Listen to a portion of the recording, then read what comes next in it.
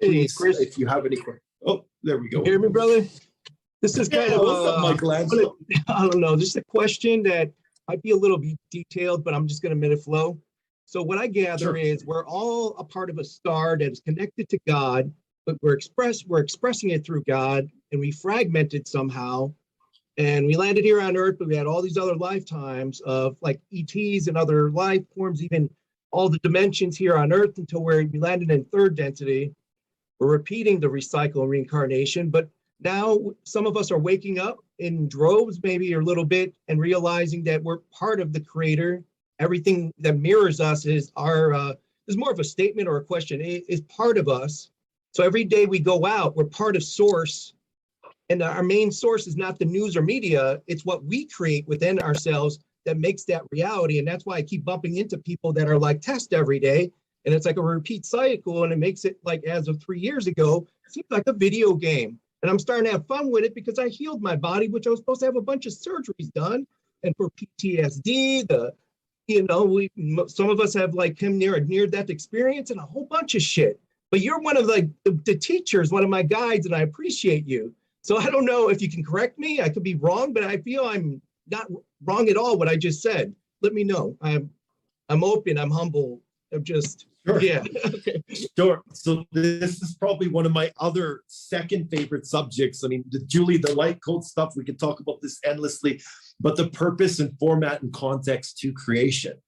You see, the whole purpose of an advanced system goes up through the dimensions of consciousness from 1D to 13D. Let's use 13 as the example, right? There are 13 dimensions of consciousness, and each dimension creates a world within a world, whether it's on a physical level or it's a non-physical level.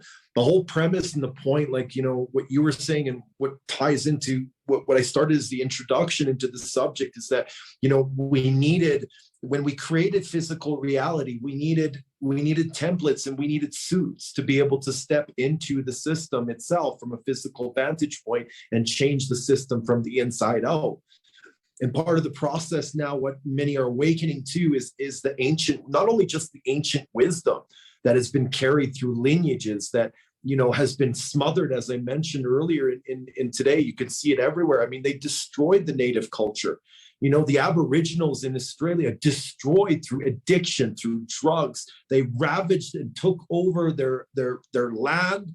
They ripped it apart. I mean, at the end of the day, America belongs to natives, but now, it rightfully belongs to natives, but now they're pushed into the crack, and, they've been just destroyed by addictions, by afflictions. Their traditions are vastly fading into the background because the Hollywood and entertainment and fun and drugs is the system to keep everybody numb from connecting into what is energetically shifting. And those who have been called into this experience, like myself and you and everybody who's going through this process right now, are questioning the morality of the world. Not only the morality, but the intention, the direction, and where we fit in all of this part of the process. And part of that process is carving a new path. And that's bringing back all of this ancient information and that remembrance. And that's what I've dedicated my life, my craft, and all these workshops, courses, retreats, and live feeds, and everything that I do is to instill and to plant those seeds inside of the minds who are ready to receive that information and begin the process of reprogramming and recalibrating their whole entire systems. And you mentioned something also that you said, I've been healing myself with the power of my mind, and I've been doing these amazing things, and I went through a lot of stuff, and I went through surgeries and PTSD, a lot of things that I had to go through. And this stuff, like I said, you yourself will know going through this journey is see how dedicated you are and how much passion you have inside of yourself. You see for yourself how long the process is. And it kind of recognizes and gives you an impression, like it took me years to create the problem. It's going to take me some time, at least a little bit. You got to be at least a little patient, to be able to start to release those things. And we do those things in layers. You probably noticed that for yourself. The first time you chipped away at something that was really difficult, there wasn't much chipped away at, right? It wasn't like, whoa, big changes. You had to come back to it and revisit it and revisit it and revisit it and continue to do that process for yourself until we started to chip enough that we started to actually hit a point where we could feel that physical change. And that's the part of the process. And that's where you're really at right now, because you're kind of at that closing stage where one door is closing and a new door is opening for yourself right now, because you're ready to like close that part of the journey, let go of those old programs, those old characteristics, and now it's ready to start anew. So you're in the best place right now, because like I said, it's Michelangelo, it's like the perfect opportunity right now for you, not only just to heal yourself and to go through this experience and all those journeys of everything that you've learned and known, you're going to be able to help people by relating to them, because you understand the metric system of how healing occurs. So they don't have to have PTSD for you to be able to help them with anxiety. They don't have to have, you know, what you had. All you have to have is that template, and that's what you're building for yourself, an incredible and an amazing foundation. So this is kind of self-learned. I don't know, picking it up from you or just indicators, but when I see a person, I feel like they are part of me, like deeply feeling every emotion and their story out. So if they're telling me their story, what they're going through, I'm rewriting the story with a better situation for them. And through my voice and eye contact, it feels like it calms them down and puts them into that state. Now, but they have to work at it on. I'm just maybe chipping away at it, kind of. I don't know. I don't know what I'm trying to say, but that's how I feel, because I bump into people with my service dog all the time, and they talk to me, and sometimes there's triggers because they get into these deep religious conversations, and then I don't want to debate, and I just like, I love you, and I want to just move on. I don't want to deal with that, you know. But yeah, I'm sorry, I don't even know what I asked. No, I get it. I'll give you one perspective on this, and we'll wrap it up. And unless you have another question, but one of the things that you know, that's so important, you made a good statement here, is that, you know, every conversation and every word is energy, every spoken word. And sometimes what's really I guess, of the master alchemist or the master craftsman is recognizing what words and frequencies, energies and intentions and emotions or energetics are needed for each person on a basis to basis. And part of the process is fine-tuning that. The second part of the process is recognizing what each individual is capable of handling. And part of the process, and something that I think that you're quite good at and skilled at in the sense, is that you can read people really well. And if you have that gift and that ability, and you can hone the word structure together, you can, in many ways, people don't know this, what I do, and I can't reveal the information to them, because if I do reveal the information, it kind of takes the magic away. But I'll reveal a piece of information here with everybody. Everything that I say, that I speak, that I do with purpose. And a lot of it has to do with programming. So when I say certain things in a certain way, it's meant to create an energetic spark inside of you.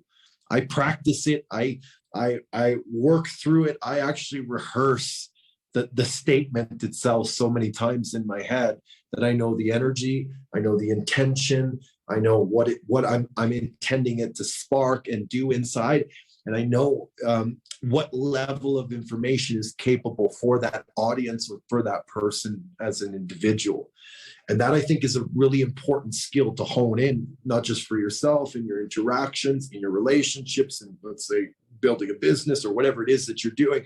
It's about learning how to do that by merging your intuitive side, and also in merging your scribe of how you use and yield your words, because your words are your dagger. You know, it's you know, your words are they hold a frequency, they hold an energy, and sometimes you may not see that the initial effect has the effect that you want on them. But what you don't realize is what happens when you leave that conversation with them. And what you miss a lot of the time, or what people just generally in general miss, is they think, well, I didn't say the right things and I didn't quite do the right things. But if only you were a fly in their ear, able to hear every single one of their thoughts as they walked away from you or the thoughts that they had that were connected through that night. A lot of the times people don't realize just how much of an impact just a few set of very delicately, intrinsically placed words can do to a person. And a lot of the times we never know because we can't see it. But the thing is that we have to trust in that process and understand that it really does. And I've had so many people over the years do exactly that. Chris, I just want you to know, you have no idea what the words, we've never spoken before, but your words have done things to me, man. And I want to say I love you. I appreciate you and what you've done. And you're just amazing. Please keep doing what you're doing. So those are those like little confirmations. And that's what I want, put the part of the conversation is just to know that, carefully place words with the right intention, just like what we've been talking about for day 3, intention, what you want out of this, setting those things into place, make a huge difference in the impact, not just for yourself as an individual, but for those around you. Oh, beautifully said. That is abracadabra, and all this wisdom, we're coming together and sharing this wisdom together to go somewhere further up. It's what I vision. And everyone here is here for a reason, meeting together. There's no accident. Of course. Yeah. Of course. Yeah, absolutely, brother. That's what the beautiful thing is I always said from the very beginning, one of the stones that I cast was every course that I do, I attract the most wonderful and vibrant and amazing people. I've done so many courses over the last 6 years. And since I've cast those stones, I've met nothing but amazing people. Very little ever issues that ever happen. It's like I said, your stone, your words carve into your existence, the experience that you are drawing in. So if you don't have any other questions, just let me know if you have any other questions, brother. We're going to move on and just give somebody else an opportunity. Namaste. I love you all. Have a good night. Love you too, brother. Thank you so much for joining in. I really appreciate it. Pleasure. Michelangelo.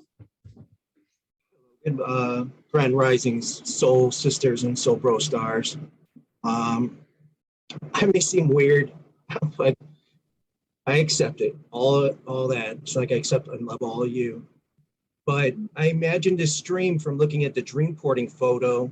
There's always this valley that I love to go to. And I'm first like just a child. I'm walking peaceful around the valley next to a stream.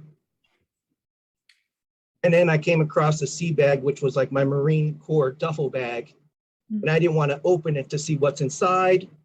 But I said, F it. Opened it up, and there's some issues. So I decided to just let it go into the stream, let it flow. It's no part of me anymore. Beautiful. Then my heart started racing because I was happy. And there's like this military base, but it's huge. And I can't get out under, and I can't go through it because you get shot.